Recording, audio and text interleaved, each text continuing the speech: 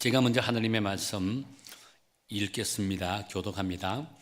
전에 여호수아가 백성을 보내며 이스라엘 자손이 각기 그들의 기업으로 가서 땅을 차지하였고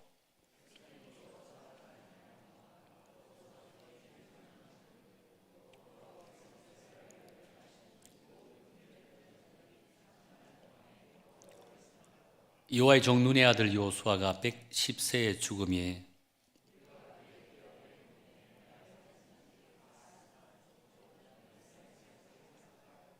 그 세대의 사람도 다 그 조상에게로 돌아갔고 그 후에 일어난 다른 세대는 여호와를 알지 못하며 여호와께서 이스라엘을 위하여 행하신 일도 알지 못하였더라. 애굽 땅에서 그들을 인도하여 내신 그들의 조상들의 하나님 여호와를 버리고 다른 신들 곧 그들의 주위에 있는 백성의 신들을 따라 그들에게 절하여 여호와를 진노하시게 하였으되 여호와께서 이스라엘에게 진노하사 노략하는 자의 손에 넘겨주사 그들이 노략을 당하게 하시며 또 주위에 있는 모든 대적의 손에 팔아넘기심에 그들이 다시는 대적을 당하지 못하였으며 어디로 가든지 여호와의 손이 그들에게 재앙을 내리시니 곧 여호와께서 말씀하신 것과 같고 여호와께서 그들에게 맹세하신 것과 같아서 그들의 괴로움이 심하였더라. 아멘. 혹시 여러분은 요즘 기성세대와 MZ세대를 이해하는 기성세대가요, MZ세대를 이해하는 그 기준점이 어딘 줄 아세요? 우리 MZ세대 앞에 있는 친구들이 MZ세대를 알 수 있겠죠. 기성세대가 MZ세대를 이해하는 그 기준점은요, 요즘 그 MZ세대에 유행하는 게 뭐냐면 줄임말이더라고요. 단추가. 아마 뭐 컴퓨터가 발달해서 또 우리 휴대폰이 발달하다 보니까 이런 줄임말들이 아주 좀 이렇게 활성화되는 것 같더라고요. 여러분들 줄임말 좀 잘 아세요? 우리 기성세대에서는요. 제가 줄임말을 한번 쭉 찾아보았습니다. 찾아보면서 제가 아는 것, 아주 이해하기 쉬운 것 몇 가지를 골라서 여러분에게 소개할게요. 여러분들이 제가 가장 쉬운 겁니다.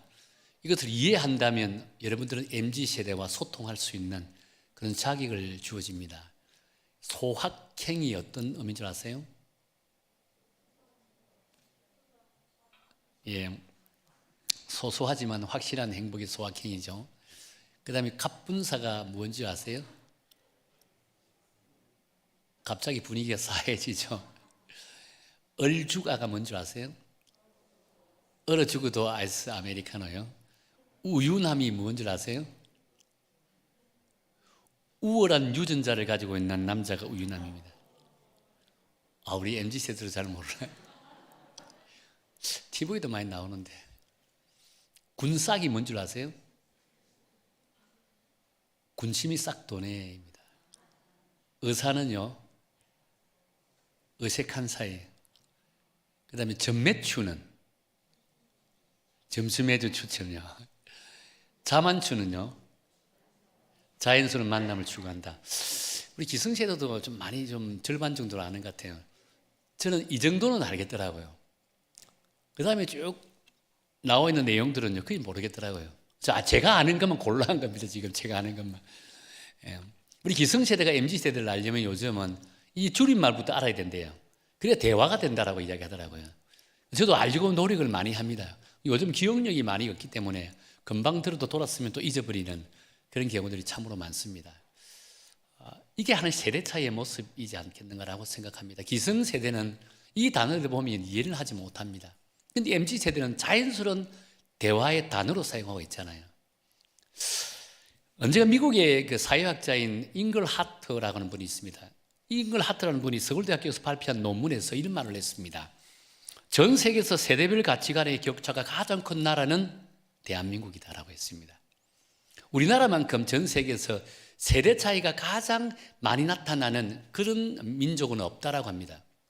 부모와 자식 간의 세대 차이는 뭐 당연한 것이고 형제들 간에도 세대 차이가 나고 심지어 쌍둥이 안에도 세대 차이가 난다고 이야기한다는 겁니다. 그만큼 우리나라만큼 세대 간에 정확하게 세밀하게 이렇게 분류되어 있고 그 분류되어 있는 세대도 차이를 다 느낀다 하는 민족이 우리나라 민족이라고 이렇게 이야기를 하더라고요. 기독교 철학자이자 목사인 프란시스 세프 목사님은요, 이런 말을 했습니다. 그리스도인이 자신이 살고 있는 시대를 읽을 수 있어야 한다라고 했습니다. 무슨 말이냐면요, 그리스도인은 자기에게만, 가정에게만 매여 있는 것이 아니라 자기 시대에 있는 사람들을 정확하게 바라보고 이해할 수 있는 그런 믿음의 자세를 가져야 된다라고 이야기했다는 겁니다.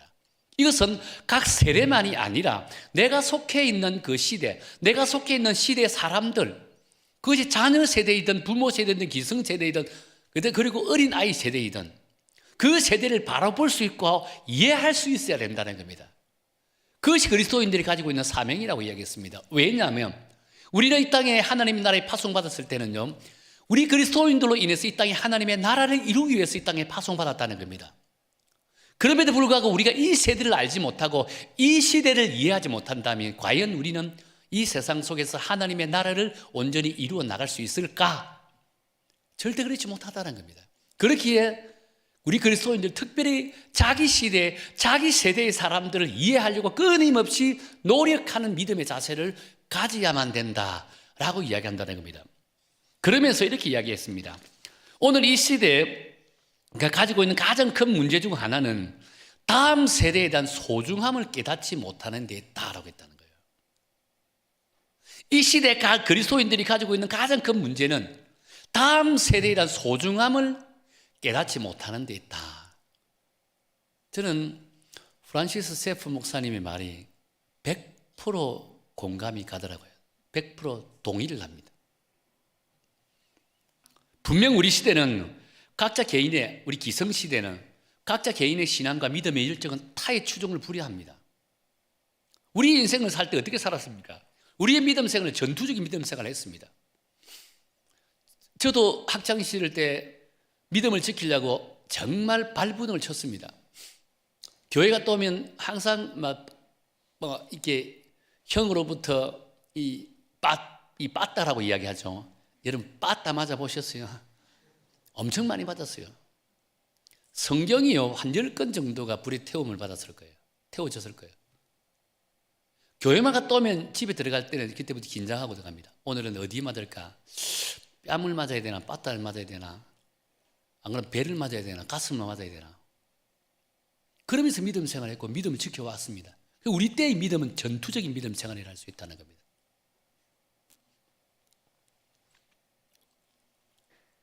그런데 여러분, 이런 믿음을 과연 우리 다음 세대에게는 우리가 경험한 이 믿음을 과연 얼마나 믿음의 유산을 물려주고 있는가는 한번 우리 스스로 돌이켜볼 필요가 있지 않겠는가라고 생각합니다. 다음 세대는 신앙의 인식을 과연 어느 정도 가지고 있는지 한번 돌이켜볼 필요가 있지 않겠는가라고 본다는 겁니다. 오늘 우리가 함께 읽었던 사사시대 초기에서도 가장 큰 고민이 바로 여기에 있었다는 거예요. 분명히 여호수아와 함께 했던 세대는요 전투적인 믿음 생활을 했습니다. 왜냐하면 하나님의 존재는 곧 자신들의 생존의 문제가 달려있기 때문이었습니다. 그렇기 때문에 주구장창 하나님만 붙들 수밖에 없는 그런 믿음 생활을 했다는 겁니다. 그런데 여호수아가 죽고 또한 여호수아와 함께 하였던 가나안 정복 세대가 죽고 나니까 하나님을 향한 이스라엘 백성들의 마음이 점점 퇴보해 가더라는 겁니다. 퇴보 정도가 아니에요. 하나님이 이스라엘 그 자리에 우상이 들어와 있더라라고 한다는 겁니다. 이 얼마나 불행한 모습이 아닐까요? 그런데 왜 이런 안타까운 현실, 안타까운 신앙을 가지게 되었을까요? 오늘 저는 본문을 묵상하면서 나름 답을 찾았다는 거예요. 그래서 그 가나안 정복 세대가 가나안 신세대에게 하나님께서 보여주셨던 그 믿음의 역사, 자신들이 직접 경험한 그 하나님의 은혜에 대해서 온전히 교육하지 못함에서 오는 결과라고 한다는 겁니다. 분명 우리 세대는 믿음 생활이 전투적인 믿음 생활이라 했습니다. 그 믿음을 지키려고 얼마나 많이 발버둥을 쳤습니까? 근데 우리가 가졌던 이 믿음, 그러면서 하나님으로부터 엄청나게 많은 믿음의 역사를 경험했습니다. 하나님의 은혜를 경험했다는 겁니다. 우리가 경험한 그 믿음의 역사와 하나님의 은혜를 과연 다음 세대에게 얼마나 그것을 교육하고 그것을 전하고 그것을 인정하게 만들었냐는 겁니다. 오늘 가나안 정복 세대가 그렇다는 거예요. 그런 삶을 살지 못했다는 겁니다. 그러다 보니까 다음 세대가 점점 믿음이 죽어가고 있다는 거예요. 얼마나 안타까운 모습일까요? 실제 가나안 정복 세대가 체험한 하나님의 역사는 대단했습니다. 그런데 자신들이 경험한 하나님의 역사를 자식 세대에게 온전히 가르치기만 했었어도 이런 안타까운 현실이 나타나지 않았습니다. 오늘 읽은 본문 6절과 7절 말씀 한번 볼까요? 우리 6절과 7절 말씀 우리 함께 읽도록 하겠습니다. 시작. 전에 여호수아가 백성을 보내며 이스라엘 자손이 각기 그들의 기업으로 가서 땅을 차지하였고 백성이 여호수아가 사는 날 동안과 여호수아 뒤에 생존한 장로들 곧 여호와께서 이스라엘을 위하여 행하신 모든 큰 일을 본 자들이 사는 날 동안에 여호와를 섬겼더라라고 합니다. 본문에 분명히 나와 있잖아요. 이스라엘은요, 위대한 지도자 여호수아가 존재했을 때는 그들의 믿음도 하나님과 동행하는 믿음 생활을 했다 했습니다. 뿐만 아니죠. 여호수아가 죽고 난 이후에라도 하나님이 그들에게 행하신 큰 일을 경험한 본 자들, 그들이 장로든 그 세대가 존재할 때는 이스라엘 백성들에게는요, 하나님이 살아 역사하심이 그대로 있었다는 겁니다. 존재했다는 거예요. 사실 여호수아 세대가요, 가나안 땅을 정복할 때 여호수아의 지략이 뛰어나서 가나안 땅을 정복했을까요? 아니잖아요. 전능하신 하나님이 능력으로 가나안 땅을 정복했다 했습니다. 제가 지난주에 설교 말씀을 통해서 예를 들었잖아요. 이 가나안 정복 전쟁 때 이 정복 전쟁을 진두지휘한 사람이 누구라 했습니까? 여호수아였습니까? 아니에요. 전능자 하나님께서 이스라엘 백성들을 진두지휘했다라고 했잖아요. 예를 들어서 여호수아 6장에 보면 여리고성을 점령하는 장면이 나옵니다. 여러분 다 알잖아요. 거기에서 이스라엘 백성들이 한 일이 무엇입니까? 그들이 한 것은 없습니다. 성만 뺑바퀴 돌다가 마지막 날 일곱째 날에 7바퀴 돌다가 성을 향해서 고함 한번 질렀습니다. 그럼에도 불구하고 여리고성이 무너졌다라고 했다는 겁니다. 누가 무너졌다고요? 하나님께서 그 성을 무너뜨렸다는 거예요. 뿐만 아니죠. 여호수아 10장에 보면 대단한 사건이 나옵니다. 아모리 연합군과 이제 전쟁을 벌이게 되죠. 아모리 연합군과 전쟁을 벌이다가 베토론 비탈길에서 전쟁을 벌일 때였는데 그때 하나님께서 그 적진에다가 우박을 내리는데 그 우박의 규모가 어느 정도였냐면요, 그 우박을 통해서 맞아 죽었다는 적군들이 셀 수 없을 정도로 많았다라고 했습니다. 어느 정도 많았냐면 이스라엘 군대의 칼에서 죽은 숫자보다 훨씬 더 많았다라고 한다는 겁니다. 결국 그 전쟁에서 하나님 우박을 통해서 죽은 그 적군들로 인해서 아모리 연합군은 패전병이 됐습니다. 패퇴하다가 도망을 치기 시작합니다. 패전병들이 도망을 치는데 날이 어두워진다는 거예요. 날이 어두워지고 그들이 비탈길로 칠 때였는데 그때 여호수아가 여호와 하나님 향해서 뭐라고 외칩니까? 해가 지버리면 어두운 캄캄하면요, 그 적군들 쫓아갈 수가 없습니다. 그러니까 손을 들어서 하늘을 향해 외치잖아요. 태양아, 너는 기도원 위에 머물러라. 달아, 너는 아얄란 골짜기에서 그리할지어다라고 이야기한다는 겁니다. 그러니까 태양이 딱 멈춰버렸습니다. 달이 아얄란 골짜기 딱 멈춰버렸다는 겁니다. 그러니까 이스라엘 군대가 찾아가서 그 패잔병들 다 모조리 잡아 죽였다고 했습니다. 여러분, 이 사건이 제가 언젠가 이 본문하고 설교를 한번 할 거예요.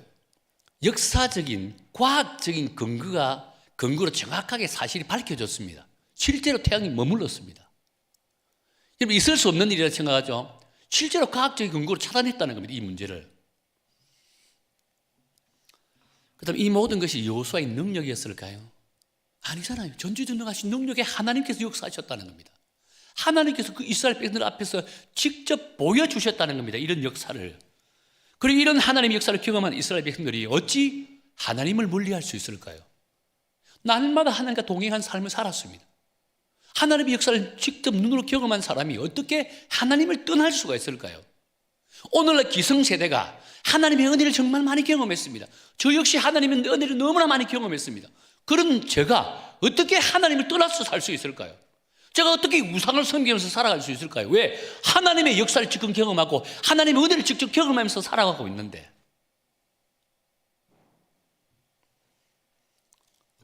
자, 그러던 중에 8절에 보니까 이제 어떤 일이 벌어집니까? 여호와의 종인 눈의 아들 여호수아가 110세에 죽음에라고 한다는 겁니다. 사실 여호수아가 가나안 땅에서 얼마나 살았는지에 대해서 정확한 기록은 없습니다. 대략 우리가 살펴볼 수 있는 것은 여호수아가 가나안 땅을 정복할 당시의 나이가 한 80세 정도라고 봅니다. 그렇다면 80대에 가나안 땅을 정복했는데 110세 때 죽었다라고 하면 가나안 땅에서 몇 년 정도 살았다고 봅니까? 한 30년 정도 살았다고 보잖아요. 여호수아 30년 동안 살 동안에 이스라엘 백성들은요, 하나님을 온전히 섬겼던 그런 백성이라고 할 수 있다는 겁니다. 왜냐하면 오늘 본문에 보니까 여호와의 종이라는 단어가 나오죠. 이 여호와의 종이라는 것은 여호수아가 모세처럼 하나님의 뜻에 따라 살았던 그런 지도자라고 사실 알 수 있다는 겁니다. 여러분, 지도자가 평생도록 하나님의 뜻에 따랐던 사람이었다라고 한다면 그 지도자를 따랐던 백성들조차도 하나님의 뜻을 쫓아 살아갔던 백성들이라고 할 수 있다는 겁니다. 고로 여호수아가 살아있을 때는요, 이스라엘 백성들 모두가 다 하나님의 뜻을 쫓아가 살았던 그런 민족이라고 할 수 있다는 겁니다. 그런데 참으로 안타까운 것은 이런 믿음을 소유한 여호수아가 죽고 또한 여호수아와 함께 한 세대 사람들까지 죽고 나니까 사회 전반적으로 급작스러운 변화가 일어나기 시작했다는 겁니다. 그 변화는 종교적인 변화, 신앙의 변화가 나타난다는 겁니다. 우리 무엇을 통해 알 수 있냐면 우리 10절 볼까요? 우리 10절 다 함께 읽도록 하겠습니다. 10절입니다. 시작. 그 세대 사람도 다 그 조상에게로 돌아갔고 그 후에 일어난 다른 세대는 여호와를 알지 못하며 여호와께서 이스라엘을 위하여 행하시는 일도 알지 못하였더라. 그런데 여러분, 지금 이 구절에는 아주 독특한 단어가 등장합니다. 그 단어는 어떤 단어냐면요, 여러분, 여호수아 이후의 세대를 말하는데 뭐라고 이야기합니까? 다른 세대라고 이렇게 표현한다는 겁니다. 분명한 것은 문학적으로 언어적으로 보면 여호와의 다음 세대라고 한다면 다음 세대는요, 여호와의 이후의 세대는 반드시 다음 세대라고는 지칭을 써야 됩니다.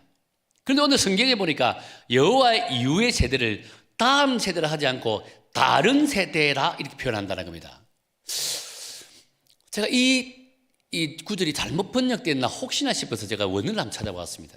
히브리 원어를 찾아보니까 역시나 여러분 다음이라고 하는 단어를 사용할 때는요, 히브리 원어에 보면 아하른이라는 단어를 씁니다. 그런데 오늘 본문에 보니까 다른 세대는요, 이 사용한 용어가 아하른이 아니고 아하르라는 단어를 썼더라고요. 이 아하르라는 단어는 또 다른이라는 뜻을 가지고 있습니다. 그 다음에 이 번역이 잘못된 거 아니에요. 지금 한글 번역이에요. 그래서 혹시라도 영어 성경을 한번 찾아보았습니다. 영어 성경 가운데 전 세계인들이 가장 많이 있는 킴 제임스 버전, 우리나라 사람들이 가장 많이 있는 NIV 성경 두 개를 찾아봤습니다. 똑같아요. 뭐라고 되어 있을까요? 넥스트 제너레이션이 아니고 은하드 제너레이션을 쓰더라고요. 분명 다음 세대는 넥스트 제너레이션이잖아요. 그죠? 그런데 지금 본문에서 뭐라고 되어 있냐면 은하드 제너레이션을 쓴다는 겁니다. 또 다른 세대. 그다음 우리는 본 구절을 통해서 당시 가나안 정복 이후의 세대가 어떤 세대인지 나름은 짐작해 볼 수 있다는 겁니다. 현 가나안 세대는요, 광야 세대와 가나안 정복 세대와는 달라도 너무너무 달랐다는 겁니다. 다음이라고 하는 뜻은요, 연결되고 지속된다는 의미를 가지고 있잖아요. 근데 본문에 또 다르니까 어떤 의미죠? 이전 세대와 영원히 다르다는 거예요. 별개, 단절됐다라고 하는 의미로 우리는 이해할 수 있다는 겁니다. 이런 거 가나안 정복 세대 이후의 세대에서는요, 이런 세대와 연결되는 그 연결점이 전혀 없다는 겁니다. 공통점이 전혀 없다는 겁니다. 완전히 별개의 세대라고 할 수 있다는 겁니다. 여러분, 이게 얼마나 안타까운 모습이지 않을 수 있을까요? 이전 세대가 가졌던 믿음, 다음 세대는 전혀 가지고 있지 않다는 겁니다. 참으로 안타깝습니다. 자연이 가난 신세대는요, 자신의 인생에서 하나님이 그들의 인생이 우선순위가 아니었습니다. 하나님의 존재 의미가 그들의 삶 속에 없습니다. 그냥 부모님이 해주는 밥 잘 먹고, 그 다음에 펼쳐놓은 삶의 터전에서 즐겁게 행복하게 살고 있는 거예요. 굳이 율법을 지키려고 애쓸 필요도 없습니다. 율법을 못 지켜서 나오는 그 죄책감으로 인해서 시달릴 필요가 없다는 겁니다. 도리어 세상 향락을 부추길 우상이 좋습니다. 우상 하나 만들어놨고 이것이 하나님이다 라고 하면서 그러면 섬기면 된다는 겁니다. 그럼 결국은 어땠을까요? 내 인생의 주인은 하나님이 아니고 누구? 내가 되는 거예요. 그런 인생을 살았던 사람이 가난한 신세대라고 할 수 있다는 것입니다. 여러분, 이런 행태가 이해가 되십니까? 그런데 왜 현 가난한 세대가 이러한 모습을 가지게 되었을까요? 저는 단언하게 말하고 싶습니다. 이것은 곧 가난 정복 세대의 탓이라고 한다는 겁니다. 분명 가난 정복 세대는요, 자신들이 경험한 하나님의 역사를, 자신들이 경험한 하나님의 은혜를 자신들 후손들에게 물려주어야 될 의무와 책임을 가지고 있었다는 겁니다. 하나님이 그들에게 보여준 그 역사를요, 자신들만 누리고 자신들만 경험하라고 주신 것이 아니었습니다. 그 다음 세대, 자손 대대로 하나님의 역사와 믿음의 역사를, 하나님의 은혜를 물려주고 교육하고 가르쳐야 된다는 겁니다. 그것이 그들이 가지고 있는 의무이자 책임입니다. 그런데 그것이 소홀했다는 겁니다.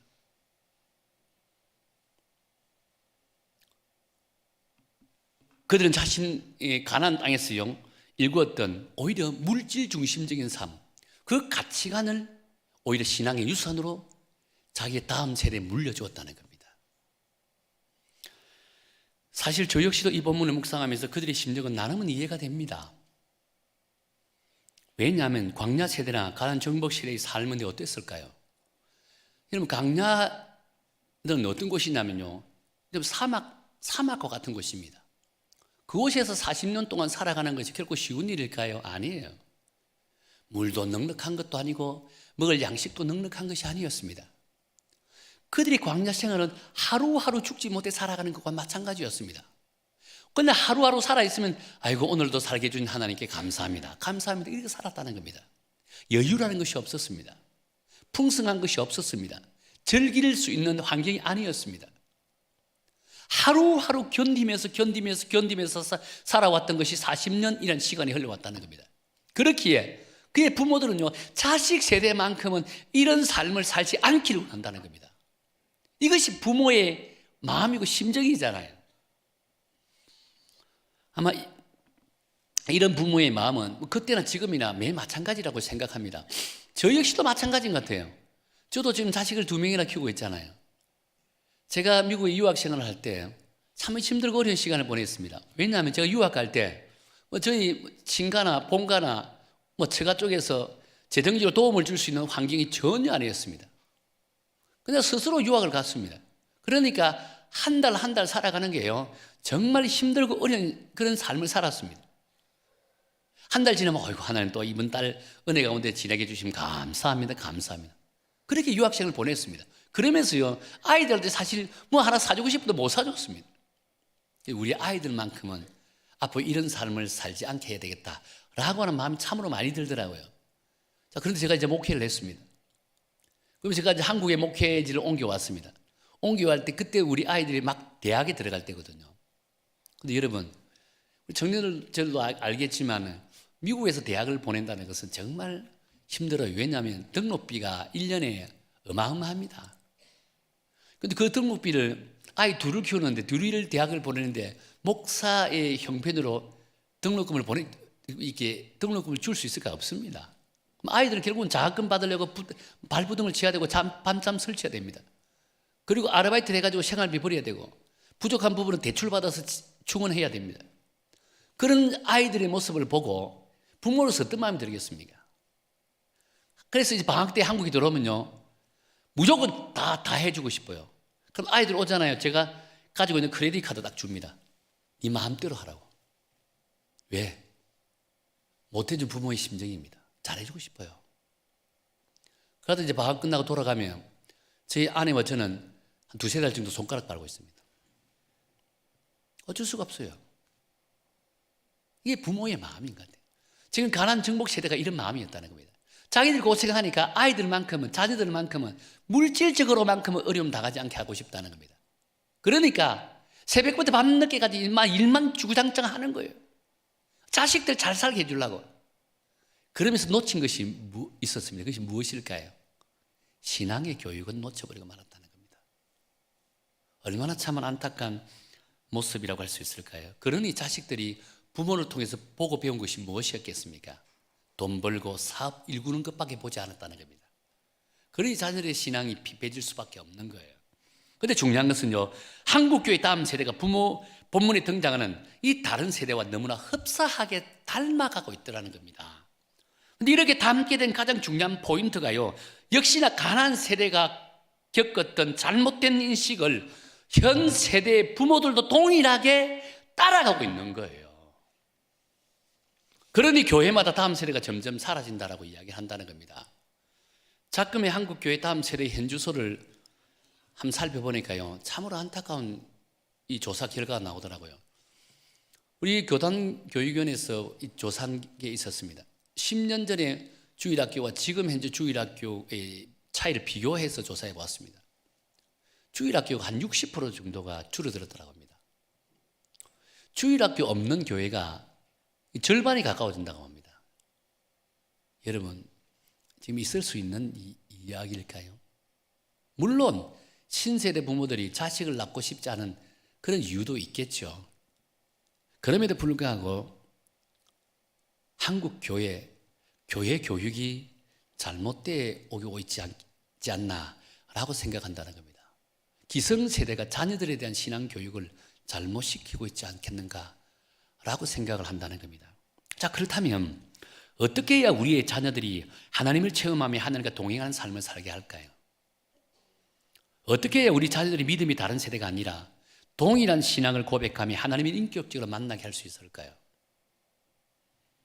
저는 이스라엘 백성들이 하나님의 은혜를 가장 많이 경험하고 많이 받았던 그 시대를 우리는 참고로 봐야 된다는 겁니다. 그 시대는 어떤 시대일까요? 각 가정마다 하나님의 말씀이 넘쳤던 시대입니다. 각 가정마다 율법을 가르쳤던 시대라고 할 수 있다는 겁니다. 가정 속에서부터 하나님의 말씀을 가르치고 가정을 통해서 하나님의 말씀을 통해 은혜를 받게 하던 그 시대가 이스라엘 백성들에게서 가장 번창한 시대라고 할 수 있다는 겁니다. 그러기에 오늘 이 시대 우리 한국 교회도 마찬가지입니다. 가정에서부터 하나님의 말씀을 가르치고 가정에서부터 하나님의 말씀을 양육하고 가정에서부터 하나님의 말씀을 통해서 하나님을 인격적으로 만나게 해야 된다는 겁니다. 말씀을 통해서 하나님을 인격적으로 만나는 그 친구는요, 장성해도 하나님을 놓치지 않습니다. 어디를 가든 무엇을 하든 부모와 떨어진다 할지라도 신앙을 놓치지 않는다는 겁니다. 인격적으로 하나님을 경험했기 때문입니다. 그래서 우리 교회도요, 이런 믿음의 자녀들이 믿음을 갖게 하기 위해서 이 교육 프로그램의 D6를 우리가 도입하고 있잖아요. D6의 가장 핵심이 뭔지 아세요? 가정에서부터 하나님의 말씀을 가르치는 이 사역의 중요성을 강조하는 거예요. 큐티를 하게 하고 가정 예배를 드리게 합니다. 아이들 큐티를 통해서 가정 예배를 통해서 하나님의 말씀과 함께 하게 된다면요, 그 아이의 믿음이 가정에서부터 시작되는 거예요. 교회는 그 환경과 여건을 끊임없이 조건을 제공하고 도와주는 거예요. 가르쳐주고 배워주는 거예요. 그래서 모든 우리 성경에 속해 있는 모든 가정들이 아이들과 어른들 할 것 없이 하나님의 말씀이 살아있고 가정 예배가 살아있고 큐티가 살아있는 그 가정이 될 때 비로소 그 가정은 성령의 충만한 은혜가 될 것이고 그 가정의 다음 세대는 하나님의 은혜가 넘치고 믿음이 장성한 분량에까지 이르는 그런 가정이 될 줄로 믿습니다. 그런 세대가 된다는 거예요.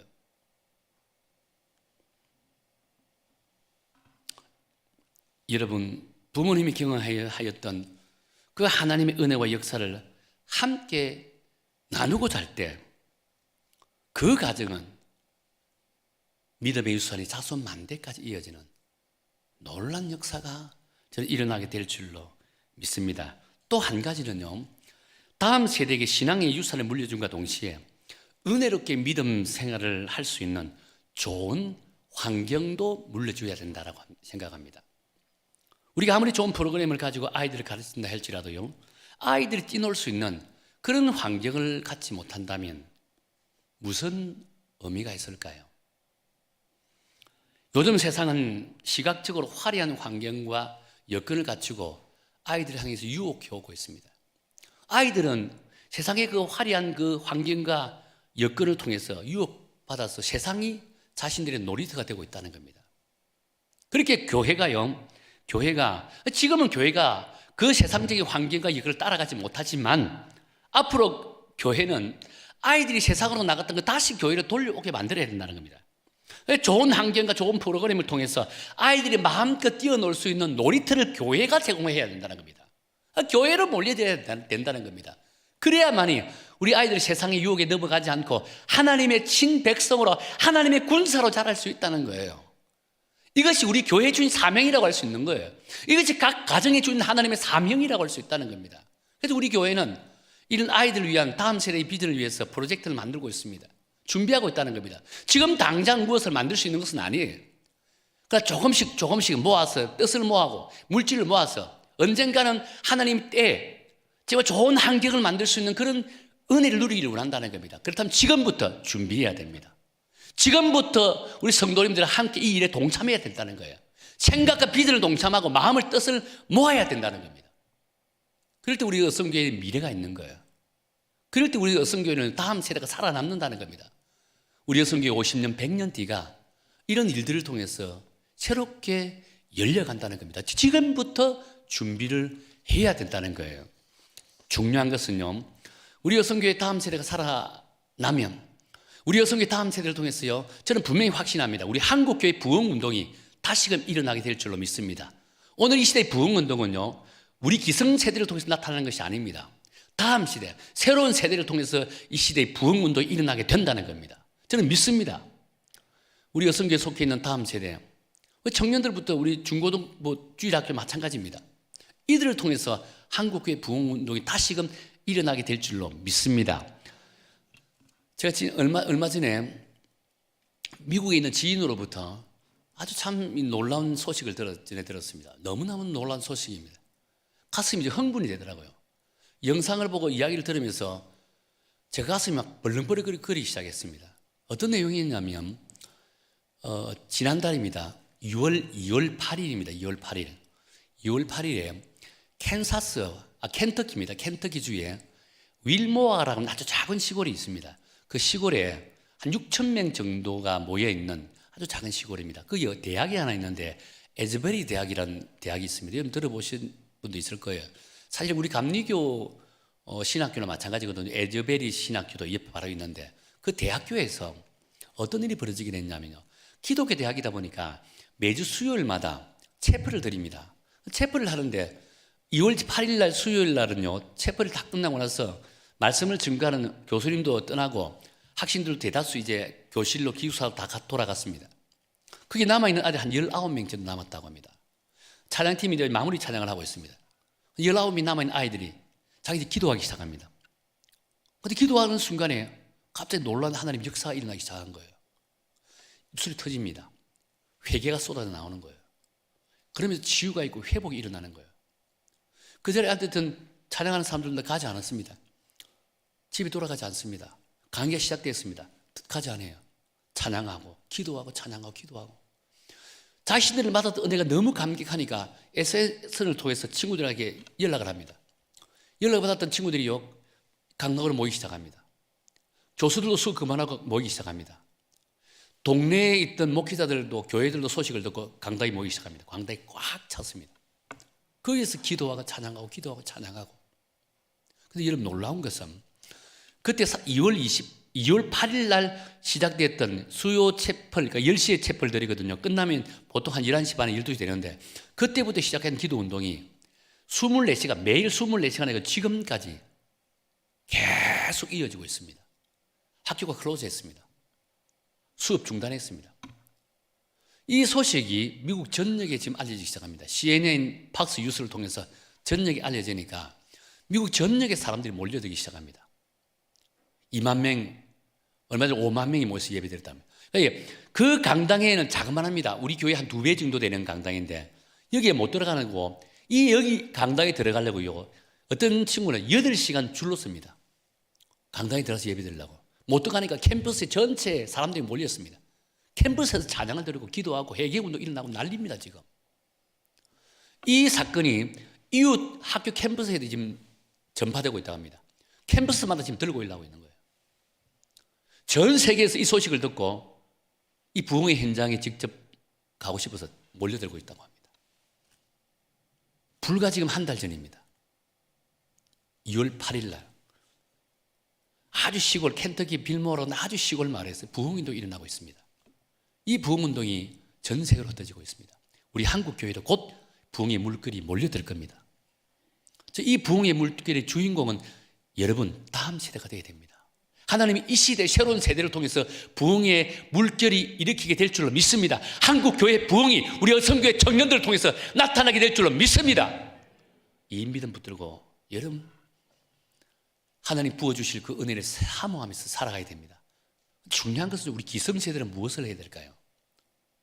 우리 다음 세대가 그 일들을 감당할 수 있도록 정말 기도하고 희생하고 우리 욕심 내면 안 됩니다. 우리 욕심 내면 안 된다는 겁니다. 다음 세대를 위해 기꺼이 우리는 희생할 줄 알아야 됩니다. 그들을 위해서 투자할 줄 알아야 됩니다. 그들을 기도할 줄 알아야 된다는 겁니다.